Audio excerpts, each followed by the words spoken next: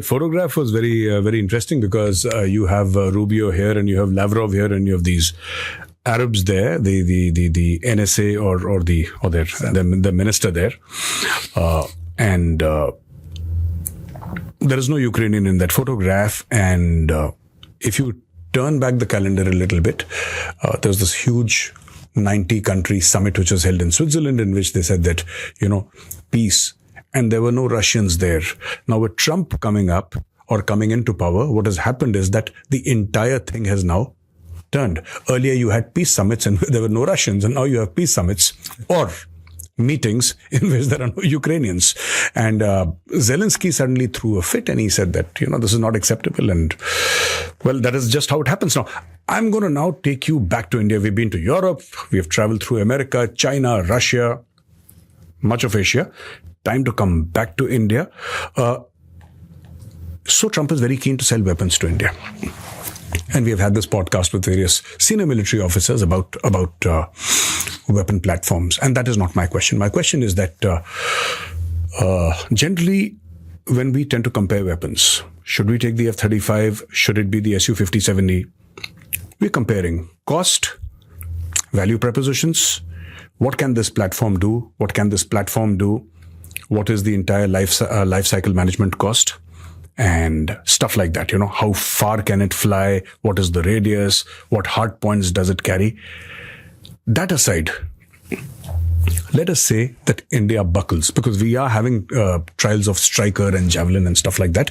And we already have American equipment. I mean, we have the Chinook and we have the Apache helicopters and we have so much more. I mean, the drones are coming in. First part of the question is, why are Americans pushing for fighter aircraft? F-35 is a carrot that he has dangled, that maybe we will speak about that. Maybe. But maybe you should buy, he did not say that, but I'm saying that maybe, you should buy the Hornet, or you should buy the F-15 Eagle, or you should buy some stuff like that. That is the first question. And secondly, how will it change our entire outlook if we suddenly, because buying a fighter jet is a big deal. It's unlike buying a Javelin or unlike buying a Striker. This is a big ticket item, maybe 10, 20, 30 billion dollars, right? How will it change our relationship with the United States? Because I'm looking at weapons geopolitically and not simply as weapon platforms. I'm not doing that. I want a geopolitical answer to a geopolitical question. See, I think most weapon sales are fundamentally geopolitical, big ticket sales, and geopolitical in nature. Because geostrategic in nature. Because you are not simply entering into a buyer-seller relationship. You are entering into a long-term engagement with a country with whom you hope to have long-term good relations in the future, right? Especially if you have big platforms, then.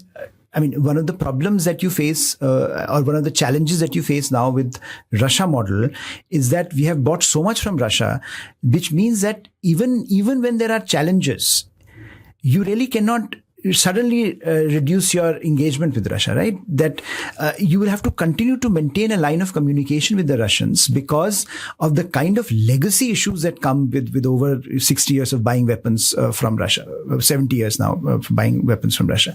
So that is the long-term engagement that comes with buying big ticket items that creates the dependencies it creates, the vulnerabilities it creates, the challenges it creates. I think that is very important when you are thinking of weapons acquisition. And one of the criticisms of our Indian defense policy has always been that we buy off the shelf. There is no strategic thinking behind why we are buying, from whom we are buying. Perhaps we could have done better in that. And piecemeal. वो तो उसमें the challenges that come with that approach is that when you end up in this situation, like you ended up with, say, for example, Ukraine crisis suddenly happened and there was so much pressure on Russia, and then you had to diplomatically double down on it, to ensure that your lines of communication with Russia were open and that you were able to tell the Americans and the West that, look, it is because of you that we ended up in this situation. Right? You did not sell us high-end weaponry during Cold War. Therefore, our dependency on Russia continued, and therefore we are in this situation. Now, if you want us as a bulwark against China, you better shut up. Right? That is basically the message we gave them, and they understood it. Now, therefore, geopolitically, it becomes a challenge that if you're buying fighter jets, from the US. Do you anticipate a relatively stable relationship with them? See, it's always very difficult in India because even if for example you were asking this question in 1990s, no one would have said yes, right? Given the historical memory of Cold War, yes. No one would have 1971. Exactly, you would not be betting on the Americans. Yes, and even today there is so much criticism of the Americans in the system. May I just interrupt and say something very interesting point that you're making here? Whenever I talk to a lot of military veterans, it's not that they're saying that we want Russian equipment only. It's not that. There is this sense that I get from them that you can't trust the Americans. I don't know where that came from because I don't have that kind of experience.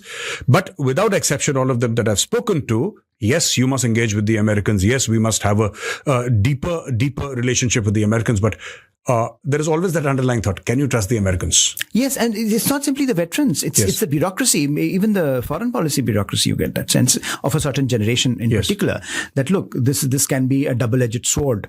Now, I think there are two ways to look at it. One is, of course, your pragmatic considerations. If you need good weapons at this point in time, you need good weapons. I mean, you really can't be thinking of 25 years down the line. Yes. If there is a convergence of interests, which is, which favors the moment, then make the most of it. I think, and in some ways, we should also learn from the Chinese.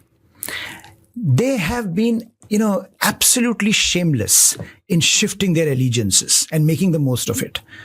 We were talking about 1970s and how Kissinger shift happened, Nixon shift happened. Correct. They moved seamlessly from the Soviet camp to the American camp, and then they really start challenging the Americans by the 1990s. They used Americans to their advantage. Why? I mean, we should also be thinking of, if Americans are dangling something in front of us, why should we not take it and make the most of it as of now, because we need it, maybe build our capacities and then ensure that we're 10 years down the line, if you have to challenge the Americans, then so be it. But I think we also, in some ways our bureaucratic historical memory, which is always important and which also, should shape our behavior.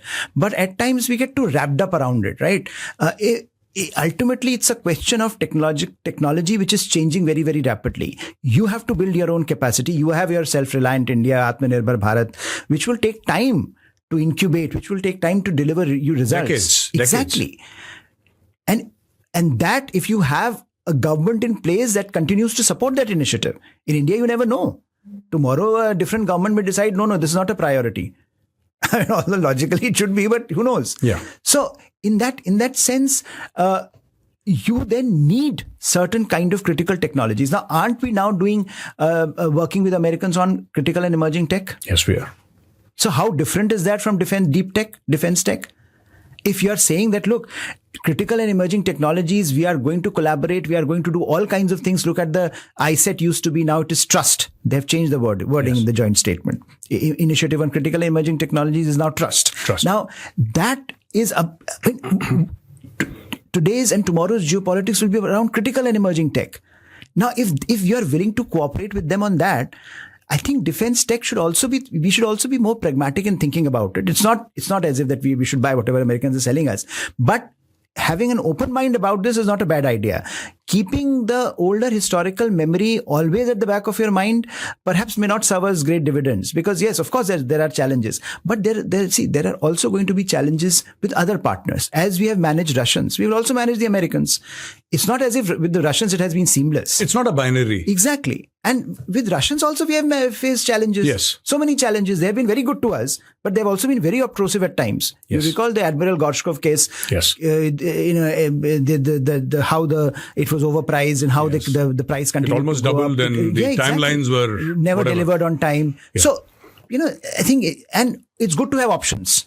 Why to put all your eggs in one basket? It's always good to reduce that dependence on Russia. 65%. We have to come down. It has to come down. So I don't, in some ways, having if we are putting our faith on the US system for certain kinds of technologies, then I don't think defense technologies should be something that maybe we should be worried overtly or more about.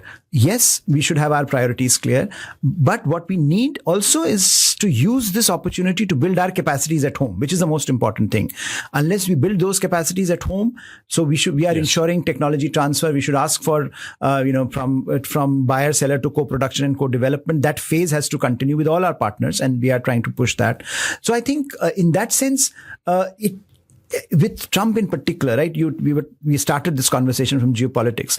This is a leverage, right? When he says, I'm dangling F-35, we are also dangling huge budget that we have compared to many other countries. Yes. India is such a big buyer in the defense market. Yes.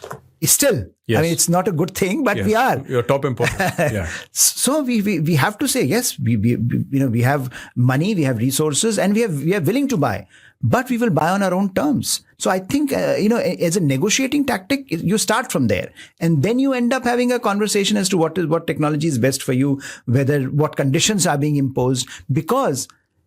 And I think that is where here something is important. Unlike the Israelis that often get a free hand in using American technology, what are the conditions that will be imposed on you? And therefore, can you use this moment to also ask for better deal? That look, yes, I'm willing to buy this technology from the US, but are you also going to give it to us on the same terms and conditions that you sell it to Israelis? Are we that kind of a partner for you? Most likely not. But given that he's telling you that we'll buy, we should also say, yes, we are willing to buy, but what are the terms here? So I think it does expand the scope of our diplomatic engagement. It does expand the scope of what terms we are willing to bring on the table, and we should make the most of it.